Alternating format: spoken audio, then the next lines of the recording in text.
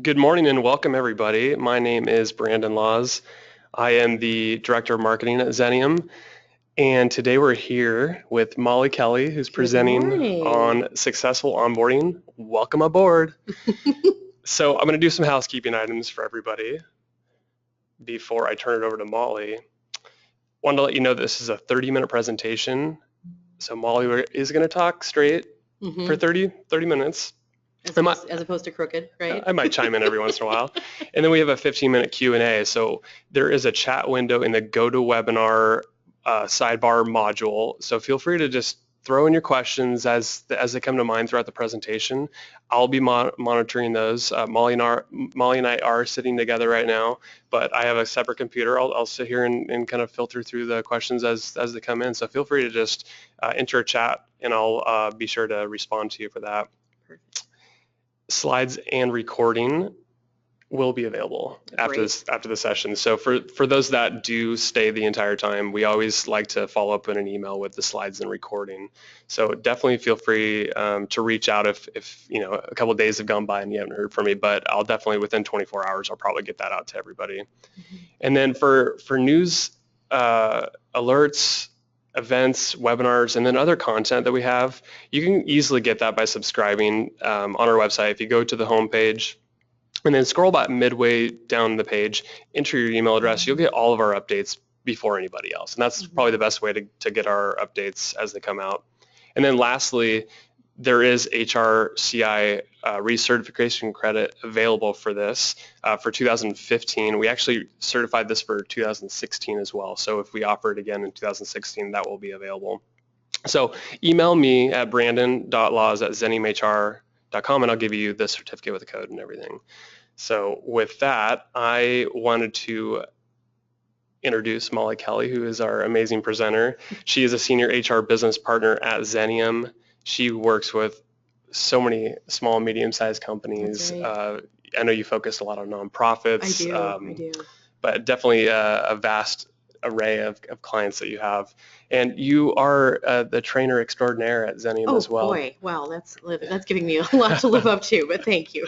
And then what I love about you, Molly, is that you love to read. You frequent HBR.org. Oh yeah, absolutely. You and I are big fans of their podcast. Absolutely. And then you're what I like to call a super fan of NPR. I am an addict from age 4, I am told by my parents. So. And for those that are in attendance today, what I want to tell you about Molly is that if you want to know about a book or a topic, just shoot her an email because she likely could source a book, an article or whatever for you, and she's like a library in itself. So with that, I want to pass it over to Molly. That's a very sweet introduction and very appropriate because Brandon's already been given permission to grab his old school vaudevillian hook and crook and get me off the stage if I go on too long. So when he approached me and said, what do you think about doing a topic on onboarding, a little webinar? I said, that's fine, but I don't like the word little. I'd like to do a long webinar. And he said, Molly, let's keep it short. So this is actually a training that is in its full format,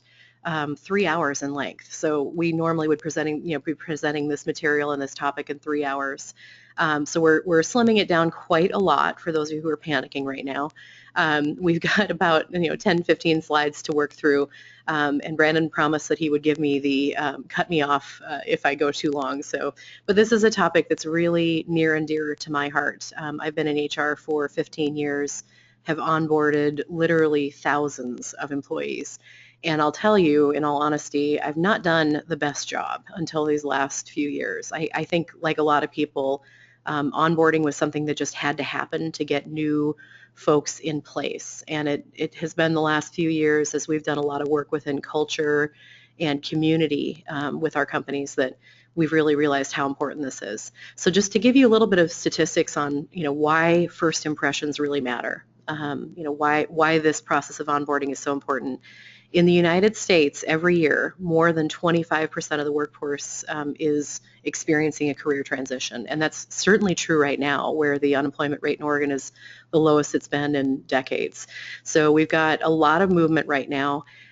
Half of all senior level outside hires fail within the first 18 months in a new position. So that's a lot of time and energy in recruiting that we're spending that we might lose those people. Half of all hourly workers leave new jobs within, get this, the first 120 days. So that's a very short window for us to make a great impression on people and keep them. And that's what the name of the game is these days for all of our employers, is retention. So what we find here is that there's been focuses on, in some ways, the wrong things. We've been focused on the paperwork side of onboarding and less focused on the relationship building that makes people stick and stay, and certainly clarifying where folks are going.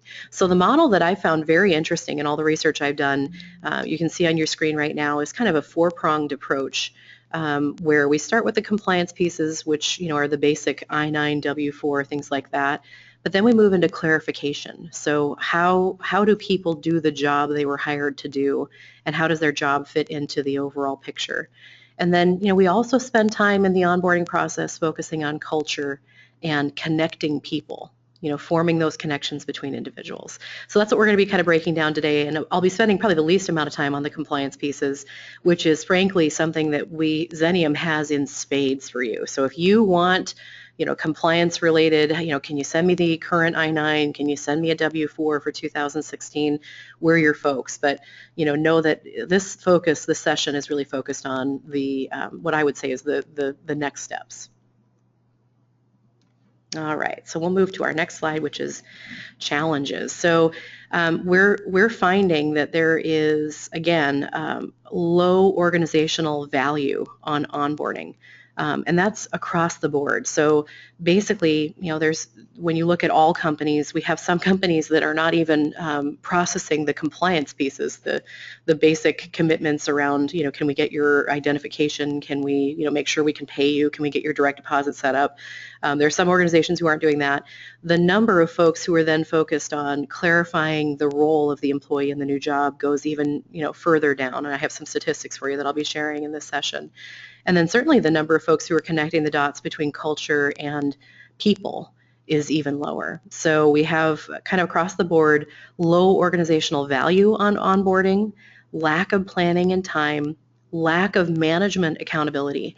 And I find this over and over again, where this is really viewed, onboarding is viewed as an HR process alone. Hey, HR, go meet with my new hire for an hour and tell them everything they need to know about XYZ company, right? And it really needs to be a process that's owned and spearheaded by the hiring manager. That's the primary relationship here, which of course means that we need to train our managers on the importance of this process. So I would encourage you to kind of make sure that this session, if you enjoy it, share it with the rest of your team, because if you're the only champion of onboarding in the organization, which I often find is the case, there's others probably within your organization that really need to hear the benefits of proper onboarding. So in order for an onboarding program to have real impact upon your new hires, there has to be a commitment and an accountability from company leadership. So this is one of those situations where it's frequently, as it's currently being done, basically, handled by a lot of administrative folks. Maybe the hiring managers are processing paperwork, payroll, things like that. HR is handling that, but senior leadership may be invisible in this process, and that really sends a very loud message to folks. We want to make sure that we have that piece starting early on, and that senior management is involved in that, and that it starts from orientation and not we want to have it start from recruitment process and not just orientation. So having senior leaders involved in that piece too. So if we move forward, we're going to focus on our compliance pieces. So I love the statistics. So of all United States organizations that were surveyed, they had 90,000 respondents. 30% of all organizations are covering compliance and nothing further. So what scares me about that is that's a lot of people who aren't covering, I-9, W-4, things like that at times, or maybe they're covering a portion of it and then they're going on to do a little bit more. But 30% of all organizations are covering just the compliance pieces. So when we dive into kind of looking at what compliance means, I mean, they're important pieces, certainly. That they can certainly be guided and structured by a new hire onboarding and checklist, and that may be one of the things that we're going to be, we can certainly share with you. Having a really good structured checklist is important. What I find with a lot of my organizations, though, is it's purely a checklist with no ownership assigned. So within those checklists, you really want to say, okay, this piece sits with HR. This piece is going to be handled by the hiring manager. This person is going to meet with this individual to go over IT things. So really making sure that we've got not just, hey, this is what needs to happen, but we've also got a real good sense of who's handling what is really critical. I like to have the tours coming from the hiring manager. It's a different tour given by the hiring manager than it is by HR or individuals that are maybe in sort of an administrative role that might be handling the onboarding. It just feels differently. The conversation is different. It's based, when it's coming from the hiring manager, more on, these are the people that you'll be working most closely with if you're on the marketing team. These are the people that we tend to partner with on these issues. Don't ever try to go in here and do a webinar on at this time because there's really bad background noise. So it's all those little tiny notes that come up that are very specific to the nature of the work that we're doing and that mean more coming from the hiring manager. But most frequently they're handled by HR or an administrator. Also, we get into that organizational chart and who's who. Nobody likes our org charts. I mean, people love to use them, but no one wants to be responsible for updating them. So we've got many, many companies out there that aren't currently using them. But that who's who in the company is probably, I think, the number one thing that people are wondering about. Who am I going to be partnering with? Who am I sitting near? Where is payroll housed? Where would I go if I have questions around parking spots, in the parking lot? So the who's who and who reports to who can be really important in terms of just providing some overall clarity. We've moved in the last few years here at Xenium to an actual visual who's who, and I have a couple of other organizations that I work with that do that. And it's really beneficial because you meet so many people in a larger organization in those first few days and weeks. And of course, everyone knows you because you're the new person, but you're trying to figure out, was that Molly or Mary or was that Susan or I don't even know. And what department were they in again and why does it matter to me? So really figuring out, the who's who piece is important as well as what they're doing. So the departmental responsibilities as well. Many clients that I have are actually having individual departments come in and present in formal onboarding orientation sessions if they happen, let's say, monthly. They'll have different departments come in and say, this is kind of who we are and what we do. And, basically it's usually the senior leader within that team who's coming in and making that presentation. And again, taking time, senior leaders, managers, taking time out of their schedule to welcome new hires sends a huge message. So if they're carrying a 10, 15-minute PowerPoint explaining what this particular department does to anybody who had been hired within that month, it really is meaningful. If you are organized enough to have standard operating procedures, you are my hero. We are working on that. What we've found within Xenium is that they are so helpful for new hires. And frankly, a lot of folks kind of come from a place where they're expecting it. Maybe their previous employer used that sort of a system. But of course, internally, there's the issue of who keeps it updated, who is owning this product, how valid is it a living, breathing document? So having a process around that for, even if it's just the central company processes like expense reporting and time cards and vacation requests and who has payroll access and things like that, really, really important, critical things that apply to all departments, having those pieces can be very helpful. And then we are seeing a growing trend right now in not just having a handbook that outlines your benefits package, but having a separate benefits summary, along with contacts for vendors and things like that, and enrollment timeline.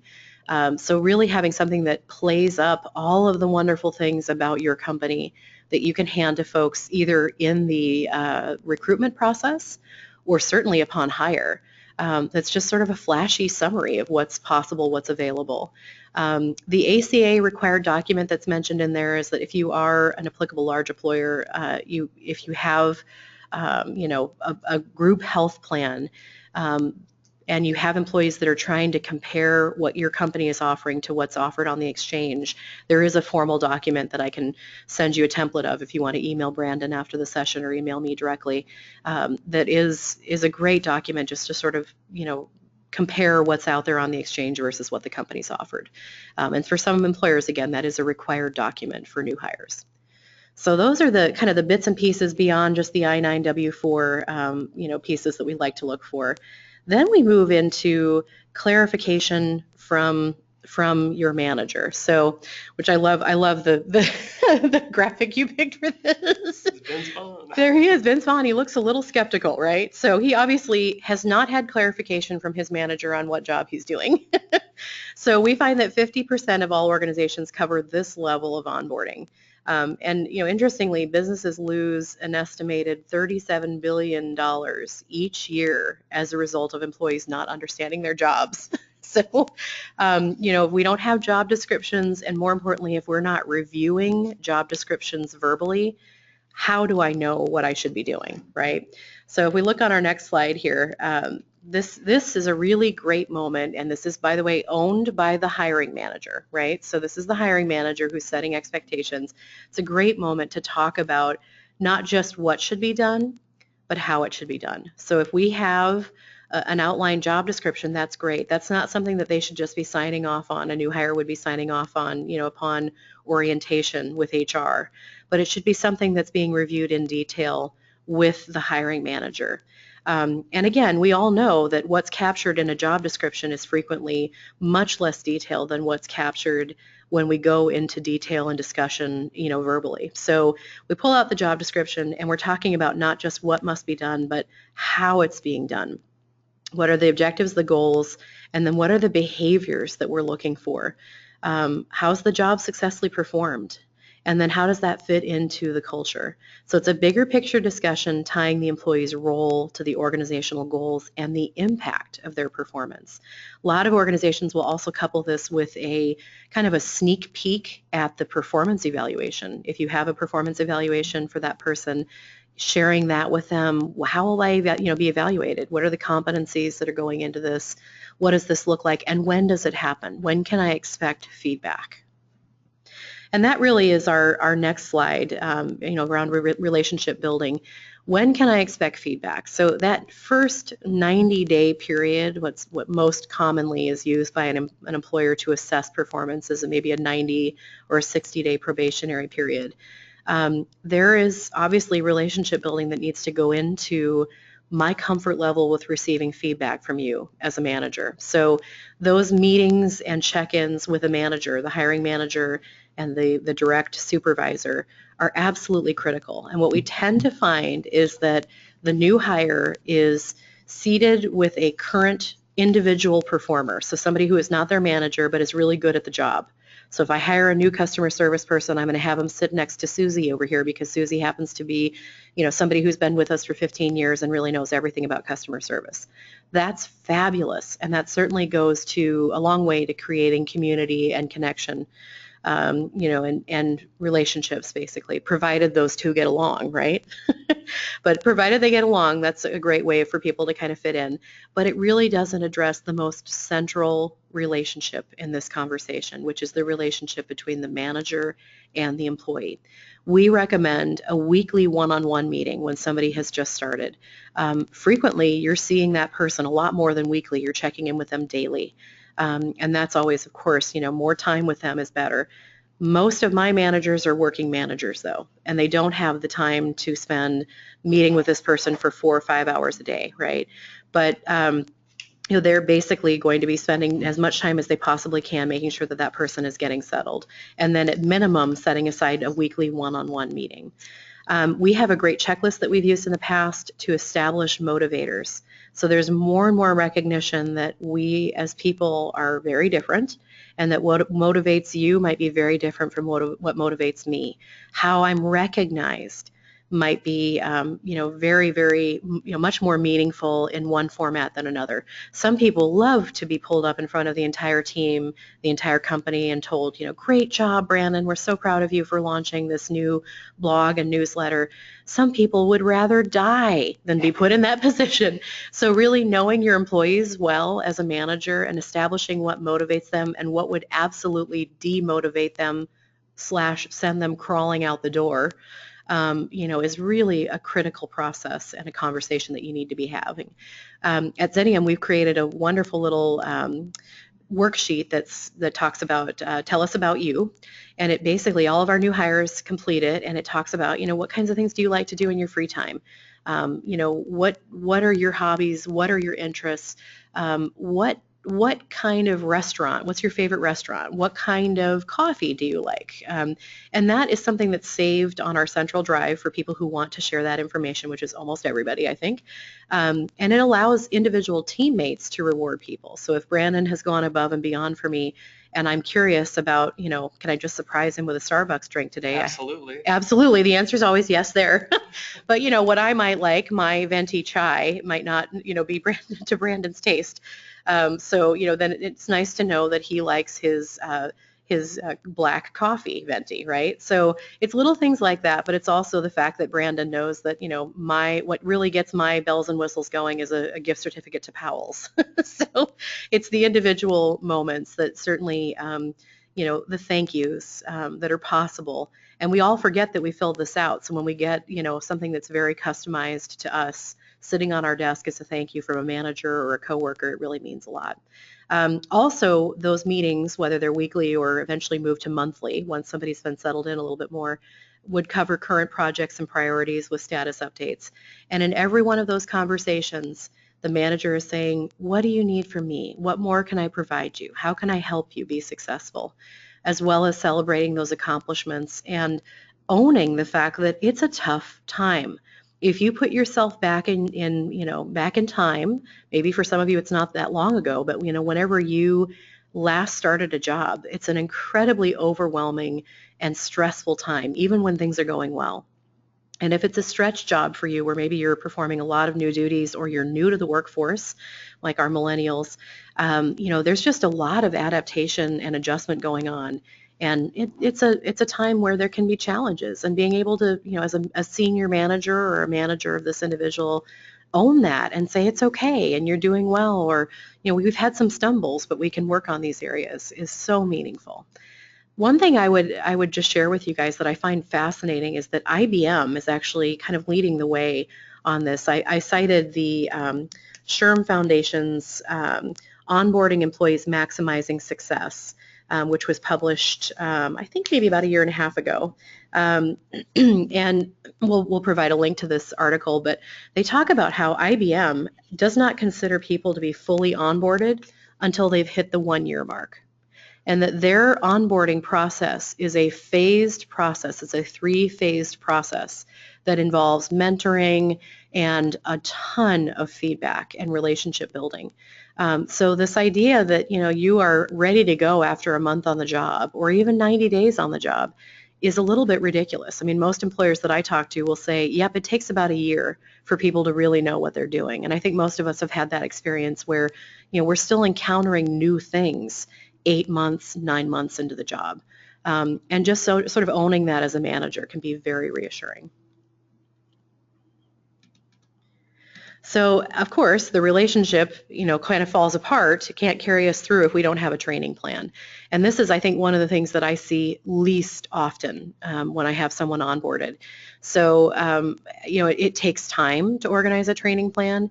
It takes energy. And I think the more the more senior you go in an organization, so the higher up the position is, the less there is in terms of structure around training and development for our senior leaders. And again, those are the folks who may actually be tasked with delivering the highest results and have the least amount of support in terms of fitting in and getting a sense of what's going on. So, in addition to having the conversation once the employee is hired, it is really critical for our hiring managers and maybe partnering with HR to sit down in advance and create a training plan for folks. And what I would tell you, for all of you who are groaning and thinking as we're approaching the end of the year and we're all so stressed and busy, is, we're going to be facing this more and more. So as we have massive turnover in, our workforce, as the baby boomer generation essentially is moving into new jobs or retiring or looking at encore careers, this is going to be an issue more and more frequently. So by 2025, basically 75% of the workforce will be 35 years old or younger. So training is going to be absolutely critical. So it's going to be something that you either are doing on the fly, or maybe you spend some time now as a team creating a training plan. And then making sure that we're establishing training experts. This doesn't all, in fact, it shouldn't all fall on the hiring manager. What we've learned in terms of training folks is that the more diverse input and background they can get, the better off they're going to be. So it might be that, Karen is our best trainer for, accounting, but we're also going to have her sit with Chris and Jack over here because their approach is different and they have a different way of handling the same duties that Karen's doing. So really making sure that you're shaking, the organization up and handling all those different things and making sure that we're also getting feedback from the manager on each of those pieces. Molly, will you real quick repeat the statistic about the median age of the workforce by 2025? Oh, okay. Yeah, no one believes that. So by 2025, so just 10 years from now, the average age of the American worker will be 75% of the workforce will be 35 years old or younger. So, and that's a very commonly accepted statistic. I think I had to hear it 4 or 5 times before I accepted it as reality. It's just so hard to picture. That's why I had you say it at the end. Yeah, that's what yeah. So, and again, that is a wonderful thing if we're capturing all of this vast knowledge that we have in our current workforce and building opportunities for those folks to inform the next generation coming in as well. So that moves us, of course, to coaching and feedback. This is a really critical time. As we get to know people better, it's easier to accept feedback from them. We've got the relationship formed, but we really want to make sure that we're focusing both on the positive, which should vastly outrank or outweigh the constructive. So if there's a specific issue or challenge that you're having with a new hire, of course we need to address it. But most of the feedback they should be hearing should be reinforcing the positives, the accomplishments. We want to be generous there. But we do need to be proactive and constructive in our feedback when there's an issue or a challenge.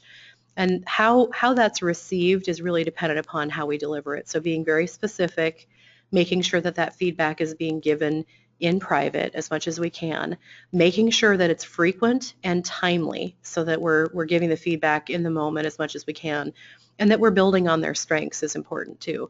Now, if you have your new hire sitting with another, direct report of yours, that piece around making sure that you're getting frequent and timely feedback means that you've got to be in the loop and checking in on how the progress is going with both employees so that you're getting specific feedback as well. So this is one of my favorite areas of conversation. One of the things that we're seeing as an increasing point of conversation in interviews from employees is, can you tell me about your culture? And that is like being asked, can you describe the color blue? I mean, it's just so difficult to describe something that you're living in every day. So we wanted to make sure that this is something that we address and go into a little bit of detail about. Nature, I would remind you, and people abhor a vacuum. So if you don't set out to help your new hires get a sense of the company culture, someone else will, potentially erroneously, right? So we want to be honest about the state of our culture. Not every company has an ideal culture in the moment. But we certainly want to make sure that we recognize that culture is something that is important and valuable to us, because I can tell you right now it's going to be extremely valuable to your new hires.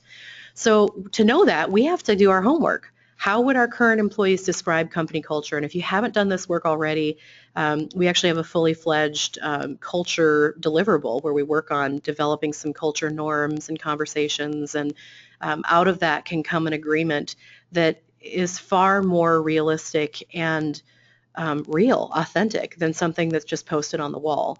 And essentially, we want to make sure that we have that. So within Xenium, we have something called the Xenium Promise, which is basically a commitment that employees arrived at. So it's not driven by senior management. It's certainly adhered to and absolutely championed by senior management, but it wasn't actually in its impetus, developed by senior management. And essentially, we had been for years just presenting that in an orientation, at new hire meetings. We're now actually moving to a model where we have senior leaders meeting with new hires to discuss that over a lunch for an hour. So it's something that it deserves its own entire separate conversation. And that really, again, endorses the feeling that it's a living and breathing commitment, and that it authentically addresses anything that might be going on. So is it something that we can actually use to solve problems?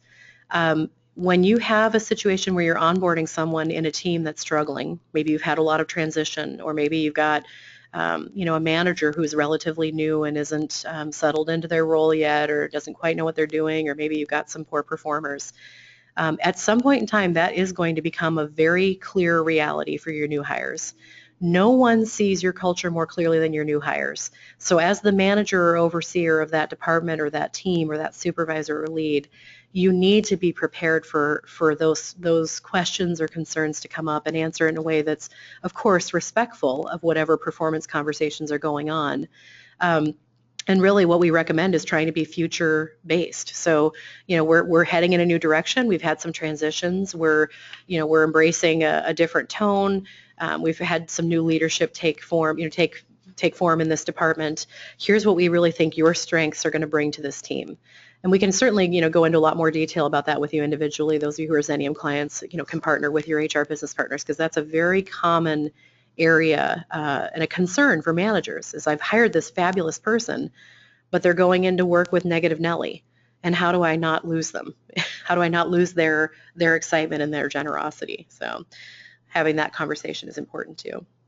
So what I would remind you is that managers really are, our culture leaders. We have culture leaders at all levels of the organization, but in those first few months where the primary relationship, is typically manager and employee, there's never been a more critical time to be a servant leader. We are all busy. We are all overworked, overwhelmed, stressed out. Having some knowledge of your own limits is really critical here. One of our sessions, Leadership Essentials, kind of deals with this, is you need to be aware of what your triggers are. We have a lot of people that for some reason decide to onboard people in December and January, which for most companies is year end and the beginning of or goal setting for the year, the next year, and there's no time given to those new hires. So you really need to make sure that if you're bringing somebody on at that time of year, that you are approachable, that you have mapped into your schedule FaceTime with your employees, and that you're listening with an intent to understand. So that means putting away your devices, silencing email, cell phone, and really giving them your full attention and asking them also the tough questions of how am I doing? Can I be giving you more support? And then, of course, involving them in solutions and really making sure that they're forming that relationship. The number one reason that employees leave an organization is because they don't have a relationship or they don't like their manager. It's not, they don't quit the business because they're going necessarily for more money or, closer commute. The number one reason is they quit their manager. There's either no relationship or, frankly, sometimes a negative relationship. So that's a very critical part of making sure that this piece is successful. But those of you who are stressing out right now saying, I'm a hiring manager and I've just hired 3 new people in December and I don't know what to do now. Maybe I should just tell them all to go away for a month and come back in January.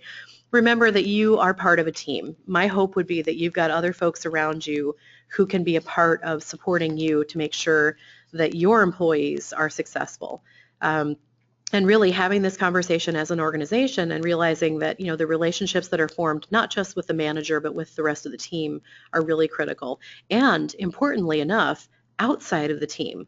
So if we look at our next slide, mentoring programs, we've done a lot of kind of studying this, seeing what works for our clients and what doesn't. There's a lot of different ways to do this. You could have an assigned relationship or an organic relationship where somebody seeks someone out, says to Brandon, you know what, I hear you are just a guru with, web and marketing, kind of initiatives. I'd love to learn more about that. Even though I'm on the payroll team and I don't have anything to do with that, it's kind of an interest, a pet interest of mine. Would you be interested in mentoring me? So there's those organic relationships, which again have to be encouraged from the organizational level. So, basically mentioning it when those relationships have formed, really encouraging people to partner up that way, or having a formal structured program. So we have both formal structures and informal structures here at Xenium. What I would tell you is make sure you're not biting off more than you can chew. If you have been sought out by several mentees, realizing that that's a time commitment and that it's a really important relationship is important. We've got supporting documents that we can share with you guys around how to structure a mentor program. And then after that, we have the fun stuff, team building, right? So, no one right now can hear the word trust fall without flinching. So there's definitely examples out there of team building gone bad. So essentially what we've found is that, a mix of formal and informal team building can be really helpful, but I really like the structures that, or the ideas that come from within the team, rather than having a manager say, hey, wine tasting, that sounds fun, and then finding out that 90% of the team doesn't like wine and would prefer beer. Is really, it's an example of that. That's a true story, unfortunately. But we do all kinds of fun, like, scavenger hunts. I love the client customer trivia piece. The word icebreaker, like trust fall, has kind of gotten a bad rap, but done well, they can be really fun and beneficial, and it just creates conversation. One thing I would mention to you is really be thinking about what connections you can form outside of the immediate team for your new hires. So the mentoring relationship might be with somebody who's in a completely different department, because again, that's just kind of creating more relationships within that employee's network that tie them to the company and make them feel comfortable and supported here at their new home. So as a kind of wrap up here before we address some questions, my number one concern here, and I was talking to Brandon about this as we started, is this all takes time and energy. And I know that all of you are busy working managers or working HR professionals who may not have time to launch a fully fledged onboarding program. So take the pieces that you can from this. And of course, I would say if you had to pick one, the IRS and government would probably say compliance. Okay, so we'll give them that. But if you had to pick one other piece, then the relationship between manager and employee, those one-on-one coaching sessions, really, really critical. And realizing that, the manager is not, they're a mentor of a sort, but maybe there's another mentor that we can assign, from another area of the organization that just kind of helps to enhance those relationships. And the relationships are going to be what creates the impetus for folks to stay with us, which is our goal. And that's all I have for you. All right, well, I'm going to jump back in and I'm going to address some questions that the audience has asked. And feel free to, for the time that we have remaining, we have about 10 minutes left, feel free to go into the chat window and just ask a question. Several of you have already asked some questions, so we'll go through some of those and I'll be still filtering through. So I'm actually going to kick it off, Molly, with the question that I had that was burning in the back of my skull. I love your questions, Brandon. We talk about with technology nowadays that the onboarding process should be more automated. Yeah. With the 4 C's that you had talked about throughout the presentation, how much of that is potentially automated from the compliance part, the culture part? Like, should we be sitting at our desk watching videos through the onboarding process? That's a great question. Should we be handheld? Yeah. So, it's interesting. I've had several conversations in the years since I created this training around the kind of electronic portions of this process that could be moved out of the employee's first day. The number one piece of that is the compliance piece. So sending an employee in advance, the payroll related paperwork to complete, realizing that there's portions of that they're going to need to bring in on their first day to complete, like their identification for the I-9, things like that. But there's really, I would say probably 90% of the companies that I'm working with right now, that is their first moments in the organization. Your first day, you're greeted, and then you're sent down the hall to sit with HR or your hiring manager and spend an hour filling out paperwork. It's like buying a house without the benefit of the new house. You're excited, and then it's kind of a buzzkill because you're looking at W-4s. So I think a lot of that, we're seeing an increase of moving to online, paperwork, which makes complete sense to me. And then the relationship becomes the main focus there. And those pieces, really, the other elements that I talked about, the clarification piece around my job and how I'm doing the work, the community pieces, and the connection. Those pieces can't be outsourced. They have to be, or they can't be turned over to technology. That's about people, but that's what we want it to be. It's about people at that point. We have a question from Katie that says, or she asks, what is like one of the simplest and one of your most favorite things that an employer can do or a manager can do on their very first, a person starting their very first day that would just make the onboarding process fun? Yeah.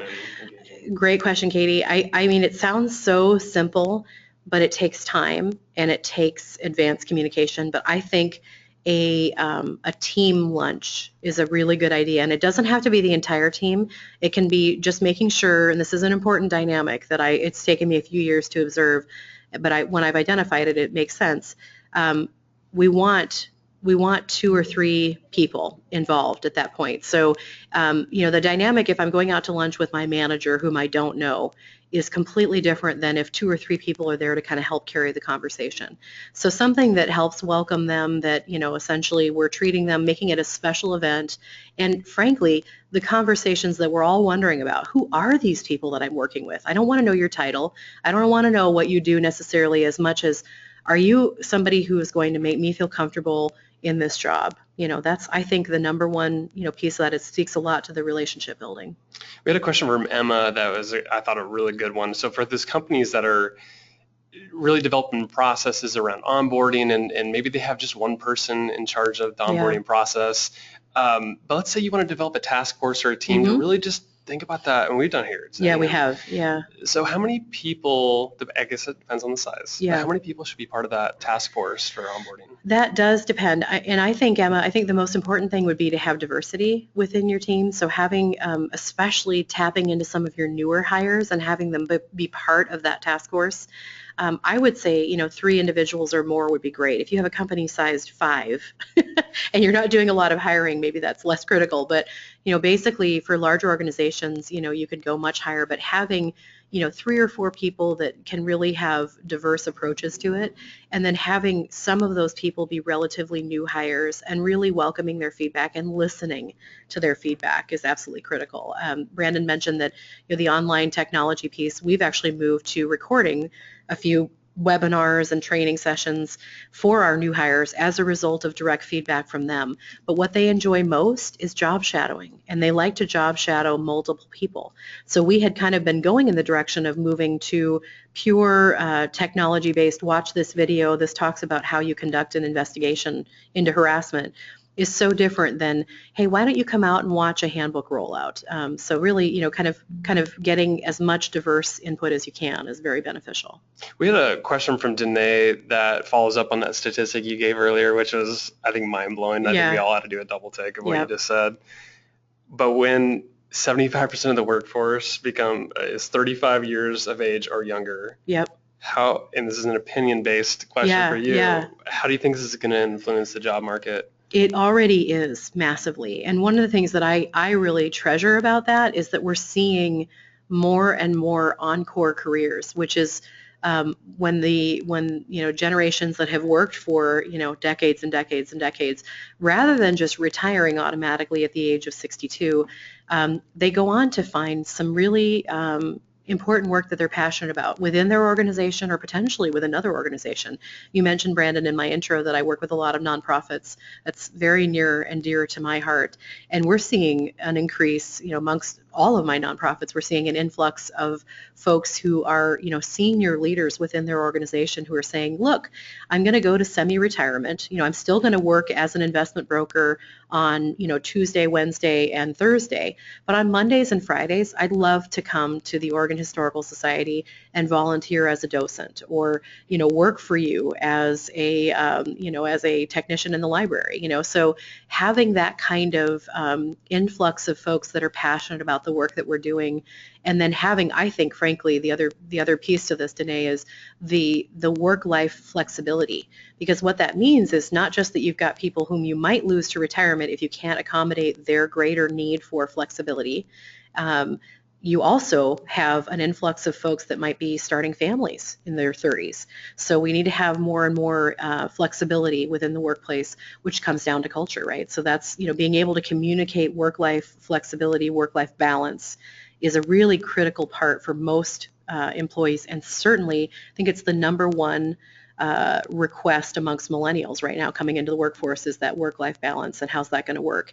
And that becomes communicated very quickly, in the orientation session, but more importantly, they hear about it from the other employees. So that's one of those things where your culture better match what you are saying it does.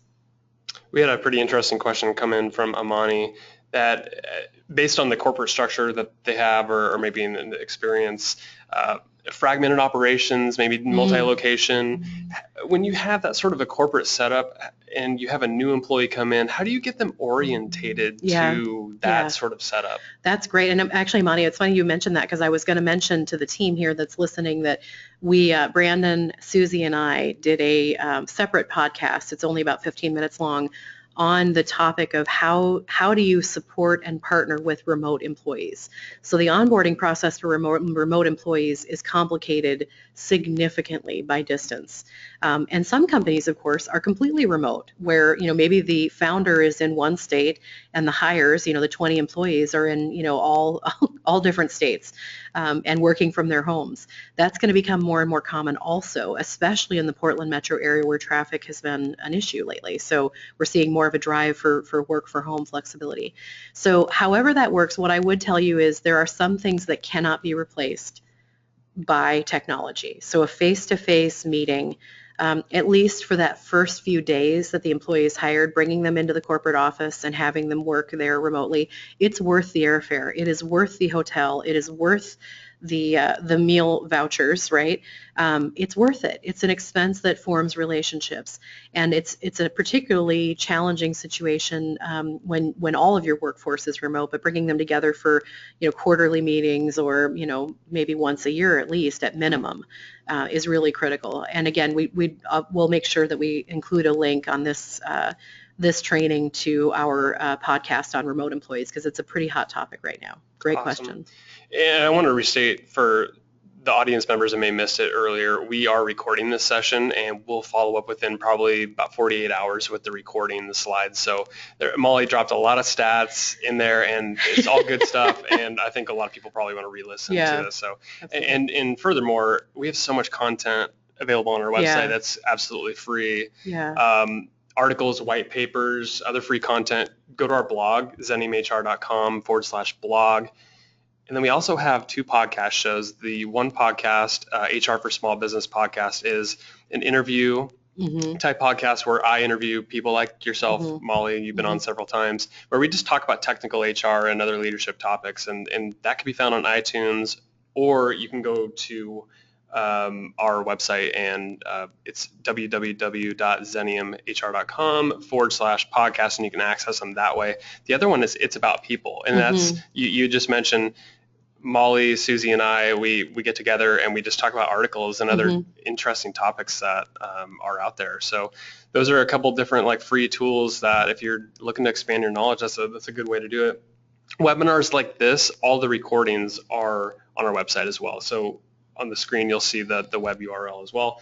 And then if you have follow-up questions for Molly, please feel free email to address is right there on the screen, our generic email address, info@xeniumhr.com, and then you can reach out to me anytime, and I'd be happy to have a discussion as well. But I want to thank Molly for joining us for the webinar. It was a lot of fun, and I hope you all got a lot from it. I know I learned a lot. So absolutely. Thanks so much, and good luck with your new hires. Thanks, everybody.